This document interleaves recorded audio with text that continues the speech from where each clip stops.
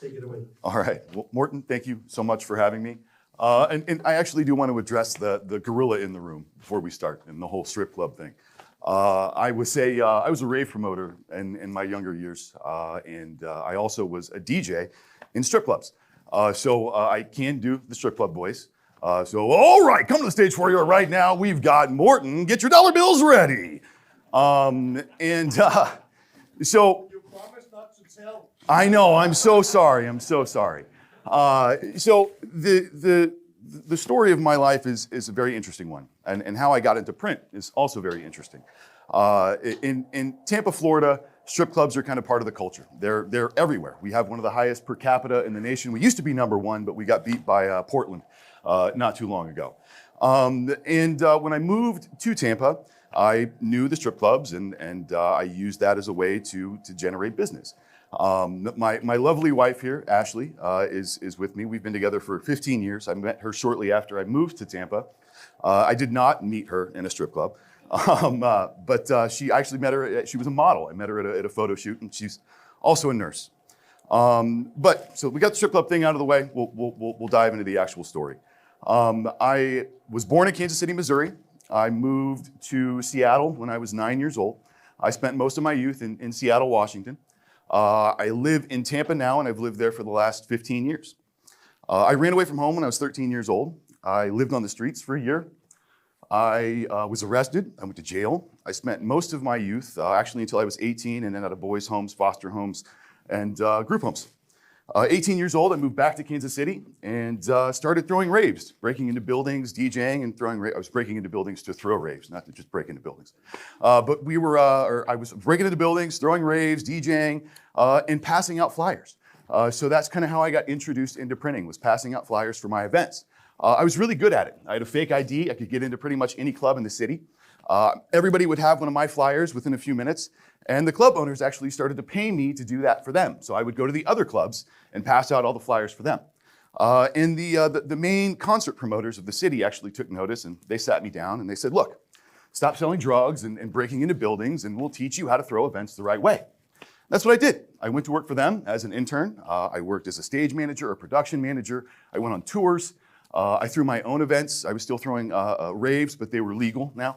We actually rented venues instead of breaking into buildings. I actually had off-duty police officers as security. I did one of my own events probably at least once a month. I worked for their events. I worked as an overnight disc jock at a radio station. I also worked for Camel Cigarettes for 4 years.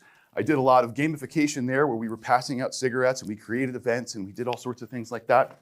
I worked for Red Bull as well. Pretty much always had a job no matter what. But I also had a side hustle. I always had something to make money myself on the side. I was always an entrepreneur. Sorry, I talk really fast, but I also forgot to mention I'm extremely ADHD.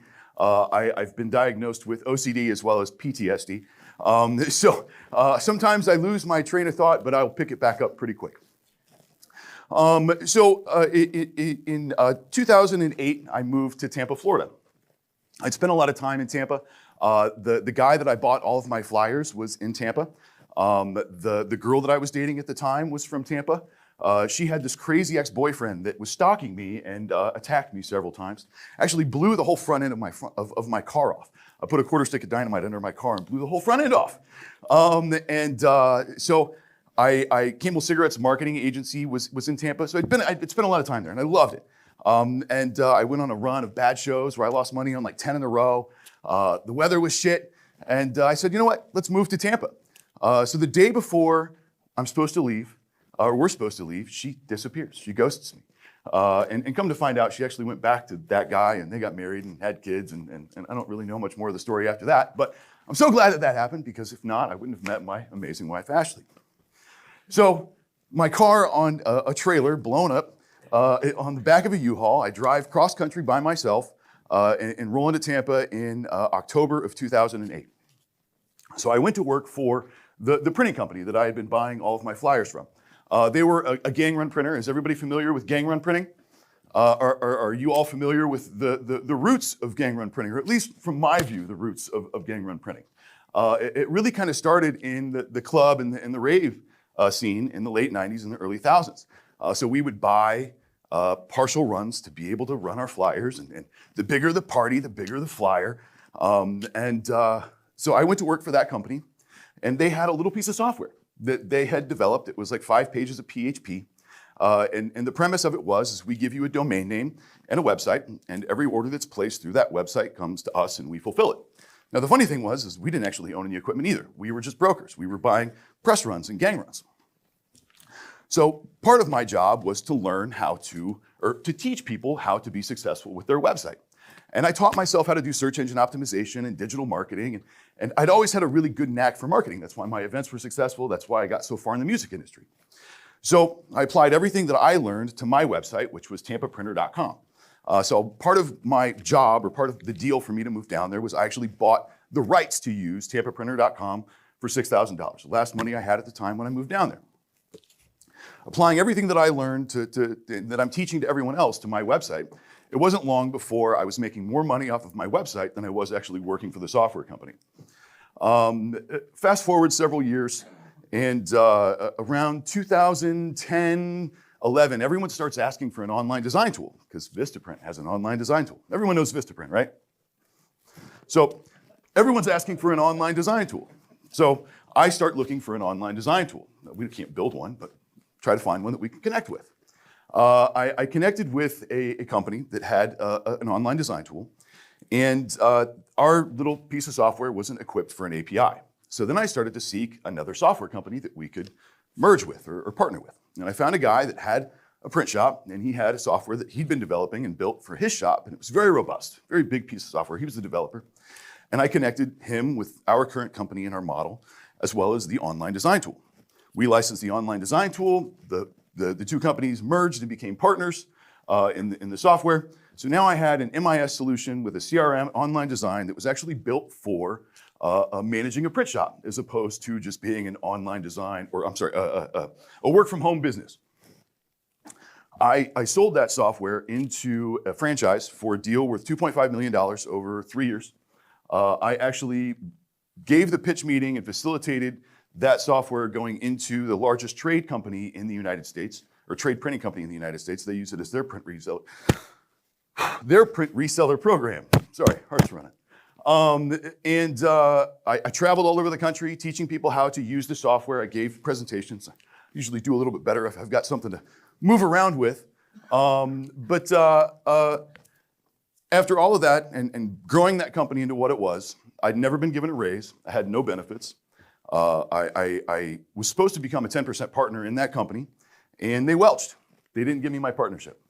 So in 2015, I took Tampa Printer. I paid them another $10,000 to actually own the domain name, and I opened a little retail shop. So it was me, one printer, a graphic designer, a folder, and a cutter. And that was it. He did the design, I did everything else. Now, up to this point, I'd never touched a piece of printing equipment in my life, right? So 2015, October of 2015, we did $276,000 in sales for the year of 2015. 2016, we did $750,000 in sales. 2018, we broke $1 million. 2019, I decided to open a second store. So in December, we opened up a second location, December of 2019. January of 2020, best month ever. We did, and we actually did $1.7 million in 2019.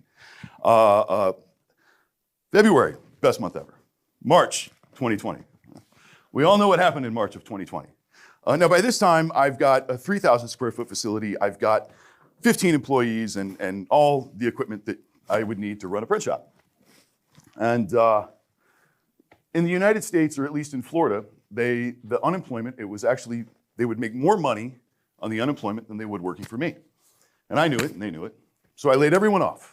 I let them all go, and I worked around the clock. And I ran the shop myself because we were considered essential. We could stay open, and we could still operate, but there wasn't a lot coming in. In July of 2020, we actually reopened in June of 2020. The second store never reopened at all. I rehired everyone. All of my employees but one came back. In July of 2020, I bought a building. I'd been trying to buy a building since 2017. We'd actually moved at one point into a larger space. We were just running out of room. So I bought a building in July of 2020. I moved into that building in December of 2020. Never closed for the day. We remained open. We never missed it. We didn't miss a deadline. Moved all the equipment, got everything going. It was a symphony of logistics. It was good planning. I started a marketing agency in 2020 as well. ADD, you know, I get distracted really easily. So the marketing agency did really well. In 2020, we actually maintained our sales. We maintained at 1.7. In 2021, we did 2.1 million in sales at tampaprinter.com. The marketing agency, which was Guerrilla Gurus, we're rebranding that now to Guerrilla Consultants. It did about $300,000 in sales. So in 2022, I decided I needed to do something again, and I bought a sign company. So I bought a sign company, a 13,000 square foot building. The company had done their best year in 2019. They had just over $1 million. So in 2022, with that company, I did $800,000 in sales. We did $2.5 million in sales last year at Tampa Printer. This year, we're at 3.5 for Tampa Printer. We are at 1.4 for Sign Parrot. The marketing agency is only doing about 200 because it lost my attention. So I've dedicated my resources and my time to the sign company. And really learning signs, because again, never really done anything other than broker signs. And that's sort of how I've built all of this. I'm a broker. I started out as a broker. I still broker a ton of printing. I work in a way to where I can do fulfillment on the short run and stuff that I can do quickly. And then I look for resources where I can get the larger jobs done. So I don't turn anyone away unless they're an asshole, right? I do work for strip clubs, or I do printing for strip clubs, but it's not even a measurable amount of the work that I do. I also do printing for churches. I've done printing for both political parties. I do printing for pretty much any company and everyone that comes to find me. I have no sales reps. I've never had a sales rep. Almost everyone that works for me is a graphic designer. All of the success and the growth that I've had has come from the marketing that I do and driving people back to my company. If you search online for anything Tampa related, I'm the first result. I have the highest reviews. I have the most reviews. I'm there in the paid results, the organic results, as well as the map results.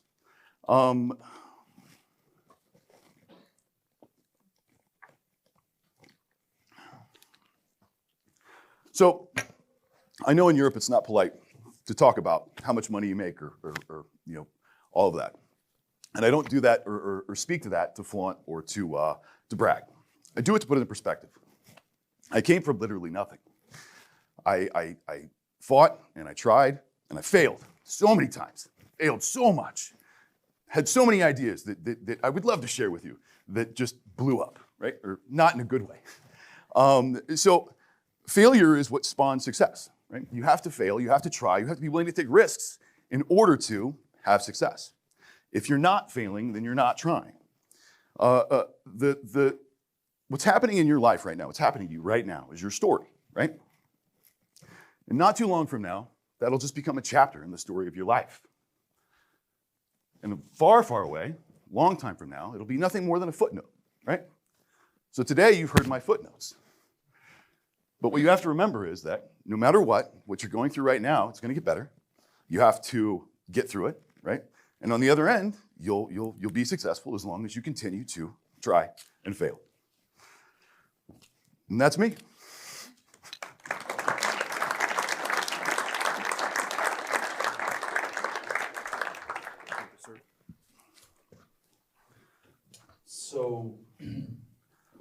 So disappointed. I thought you made more than $3 million in strip clubs. And that not even near, right? So, any questions?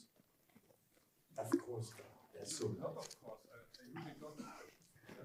What's your next big step? Do you have any dreams selling your company to go to the beach, or you have an area where you want to go into because you believe in this?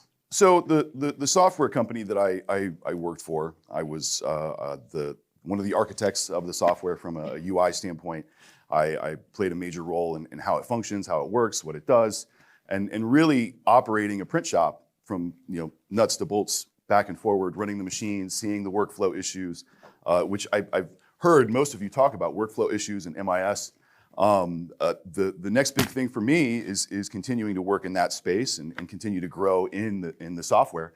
I use an MIS that I've helped develop and grow, and I have some ideas on how to make a system that will work for every facet of the industry. It's interesting when you have one piece of software that works for paper, but it doesn't work for signs, or it works for signs, but it doesn't work for garment, right? So I believe that there's a way to make an e-commerce and MIS solution that will work for all of the different types of printing and fabrication. And then with that will work for any industry, right? What we do is so complicated and so intricate. There's so many variables, there's so many options and ways that you can do it, right? So if you can crack the nut of making those products move through seamlessly from start to finish, then it'll work for any industry. Why don't just raise your hands if you have questions. I can't see everybody. I think, okay, we've got one from Paul. Salt Lake City coming in. I'm not sure about that part. My question is, how do you think about risk? Because it's a very different thing. Because you're very skilled at being a broker, right? That's a very different thing than having, a building full of equipment and a bunch of people relying on you. Well, I'm sorry to interrupt, but I have 2 buildings. I have 36 employees. I have massive overhead now. I started as a broker. That's what I mean. Yeah. I'm understanding that journey, and it's very different. Those 2 positions are very different. So you had to consider risk very actively as you consider buying a new company or new equipment or hiring additional people, kind of thing. So do you have a process that you think about in terms of like, okay, this is how I'm getting comfortable with going in this direction and taking this bigger step?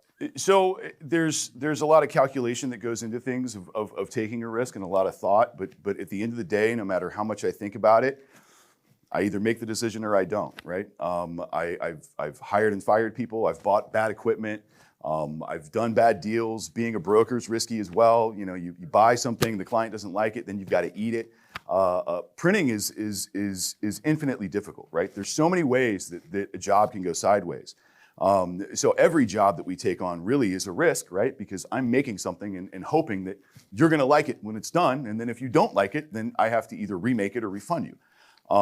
So in the earlier years, there was not a lot of thought put into risk because it was just crashing through and getting anything and everything that I could get done because it was just this survival mode. Where now I'm in a position where I can take risks. I can be a little less calculating and a little less concerned, right? Because I've got that breathing room. So now I take bigger risks, but with bigger rewards, like buying a company in a building just on a whim. I think that everybody in the industry is always like growth and growing your company is of course essential. I was just thinking that when you look at your company and the growth that you described here, is it based on, let's say, a very competitive behavior where you can take market shares from, let's say, colleagues and competitors, or is it a growing market in your perspective? So from my perspective and the position that I've been in through this industry, I've seen a dramatic decrease in local printers. There's very, very few, or they're dwindling. When I first started selling software to local printers, it was in 2008, 2009, which was the recession. In the United States, I think it was something like 40% of print shops closed in between 2009 and 2010. And during this time, I was growing a local brand and growing quickly, right? And I think I attribute that growth to the philosophy change of, instead of having sales reps that are going out and being annoying and showing up and calling and being incessant, right? I send out the message, right? And I put myself where people are looking for what I do, and that's what drives people back to me. And if you walk the streets of Tampa and St. Petersburg, you can find stickers somewhere saying TampaPrinter.com, right? Yeah, or you would find stickers that they're in the shape of a banana with a little QR code. If you want to check out scanabanana.com, it was a little guerrilla marketing campaign that I put together. So we were throwing stickers up all over the city. The idea or the premise of it was to do a scavenger hunt. We haven't gotten enough participants yet, but what we did is we mailed them a little gorilla and a card with some information, and they had to participate online and social media, and it was from a number standpoint, we really only put up like 200 stickers. We have had over 1,000 scans. We've had like 150 people fill it out, but I want to do it much larger. And now that we're kind of in springtime, I started it in the summer in Florida, which is really, really hot. No one wants to go outside. So I think we'll rehash it again and put up some more stickers. But if you drive by my building, I have a 20-foot inflatable gorilla actually in front of both of them. So my two buildings are about 15 minutes apart. The Tampa Printer is just outside of downtown on one of the major thoroughfares between the water and downtown. And then the sign shop is in one of the largest industrial areas on a very busy corner. Guerrilla marketing is sort of what I've always done, and gorillas are sort of my spirit animal, right? They just kind of crush through things and get it done. And that's kind of how I've always operated. But to your point, yes, I have a very recognized brand in Tampa, and I've taken massive market share. At one point, you could throw a rock in any direction from my print shop, and there would be another print shop. Now, not so many. There's other than UPS stores and things of that nature, I'm pretty much the only Lone Ranger that's an independent local shop, at least the size that I am. Fantastic. If I say COVID and I say the skyline of Tampa and a lot of news coverage because of a painting book you did. Yeah, we during COVID we came up with a coloring book. So what we did is we did it to benefit the Children's Cancer Center. Children's Cancer Center is a client. I've done a greeting card campaign for them for the last 9 years, which is an interesting campaign as well. But yes, we created. It was sort of when everybody came back to work in June and we reopened it full staff. The think tank was, well, what can we do to engage the community and do something that is unique?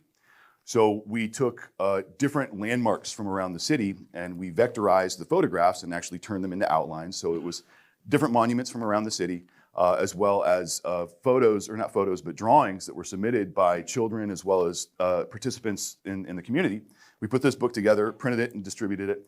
We sold it online. All the money went to the Children's Cancer Center, and then we actually made local news. We made Fox News, like nationally. But so if you look me up, you'll probably see that too. The reason I was asking is just because I think that I mean, whenever you hear growth that is in these numbers, also with relatively few imports, I think a lot of us are thinking like, okay, how can it be possible to do this? And of course, like the competitive situation is changing, but and also the fact that you spend a lot of time and money on all the, let's say, the online marketing. Mm-hmm. There's a lot of people here that are really huge online printing companies as well, and spend a lot of time on really trying to get through. So are you just slipping in between the big ones, or how's that? I am. I kind of fall between. If you look at the spends that I do in Tampa, and you compare that to all of the large online print companies, I outspend them, just in my market. But I've gotten such a stronghold on the organic side. I own like 500 other domain names that are relative to tampaprinter.com. When I started doing SEO, you could just repeat the same word over and over and over again on a page with a slug, and that would get found, the next day. It's a lot more complicated than that now, and it's continued education because Google changes their algorithms all the time because they don't want people like me to be able to manipulate their results. So that's one thing that I have to my advantage, but I do it locally, right? So it's easier to do it in a local region than it is on a national level. For me to try to break into a national market, I would have to have millions of dollars to invest in SEO as well as other marketing to expand in that way. I do printing for other people throughout the US. People have flown to Tampa and used me, and then they continue to use me, and I ship all over the country. So we're not just a local printer, but we're based, and that's where I do my marketing. A few questions more is, when you look at, because it's a couple of years ago we filmed from we've been there 2 times filming, and it is I don't see many of your types of shops in Europe anymore. It's like a walk-in shop where you basically have a counter. You can pick up your print. You can actually get it done very fast if you need to. Same day. Same day. I was just wondering because in Europe, the online printing comes one selling parameter is now also like very, very fast delivery times. Is that something that with the big ones can also now start having very, very fast delivery times? Is that something that potentially threaten your company? Not at all, right? So what we do is we create an experience, right? So when you come into my shop, we have samples all over the place of different types of paper, different substrates, different materials. You can actually sit down with a graphic designer. We have an online design tool, but it's not used nearly as much as our designers are. The philosophy that I have is you have to make yourself available to however the customer wants to interact with you. More and more people are going towards the digital and their phone, and they don't want to talk to people, right? They don't want to interact with people face to face. They don't want to talk to people on the phone. But there's still a big segment of the population that does want to come in and sit down and talk to somebody, that does want to talk to someone on the phone. So one of our slogans is click, call, or come by, right? So we have a very nice, friendly staff that you can come in and hang out and place your order, or you can do it online, or you can call us and we'll place the order for you. We use our e-commerce website as our POS as well. So every order that's placed goes through my website. So whether they do it themselves or we do it for them, everything goes through, everything funnels through one system. So every order that comes from our website funnels into our MIS and our management and our workflow, and that's what operates the whole shop. Last question from my side, and that extends a little bit on what Paul was asking about the risk profile, because I think that it's also like with percentage-wise high growth, it also often comes as a cost, because I mean you need to be able to finance your growth with more people, more equipment, more anything. So how difficult, how fragile have you been in both buying buildings and companies and new equipment and more employees? I'm just thinking that it is something that you of course have to take into consideration. As Paul said, the responsibility to your peers basically. Yes. So I mean, when I started the first shop, I didn't have $1 in the bank. I started it with a $30,000 0% interest credit card. I leased all of my equipment. Yeah. So I mentioned that I buy these things, but I've done so with loans. I've learned quite a bit about financing and the SBA loans, and I have massive amounts of debt, but I have more I have more equity than I have debt. So I have a net worth, and it's I can actually say that, but the risk is still there. I've always gone beyond my means, right? And that's kind of what I do is I'll push myself to the point where I have to survive. I have to do it. So I put myself in uncomfortable situations so that it drives me to reach the next level. Any more questions? Yes, Mark. I got a loud voice. I can just bounce it out. Yes. Okay, so the kids, the young ones coming out today from either design school or community college, they're using Canva, that think everything is about the phone. Mm-hmm. How are you getting through to them about the beautiful things you can do with print and how print can perform for them? What are you doing to instill demand out there? So it's loaded, right? We can do so much. We have intern programs. We hire a lot of college students. We've hired tons of kids out of school, graphic designers, right? Canva is it's sort of the Trojan horse, right? It started out as just an online design tool, and now you can buy printing from them. Canva has a lot of limitations in what it can and cannot do, and on the printer side, we always cringe when someone says, "Oh, I designed it in Canva." But there's a segment of printing being cool, right? If you've watched, there's quite a few letterpress people that are actually buying old letterpresses, and they're making a whole social media movement out of, not movement, but personality or what's the word? Influencer, right? Yeah. So I don't think printing is ever going to go away, right? The one thing that I've always said is that printing is a constant evolution, and that's why I've always expanded into. I have a garment shop. I have 813 shirts, so we do direct to garment. We do embroidery. We do roll labels. We do stickers. I bought the sign shop knowing that signs aren't going to go anywhere, right? There's always going to be a need for signage. So that was my calculated move, in that knowing that I'm going to have more evergreen there than I am selling business cards. Business cards aren't going to last forever. There's so many different ways that you can exchange information. There's a novelty of it, right? But the need is going to go away, right? Or it's at least going to reduce. So you have to evolve and you have to be nimble to change and go with that flow. Fantastic. Thank you, Will.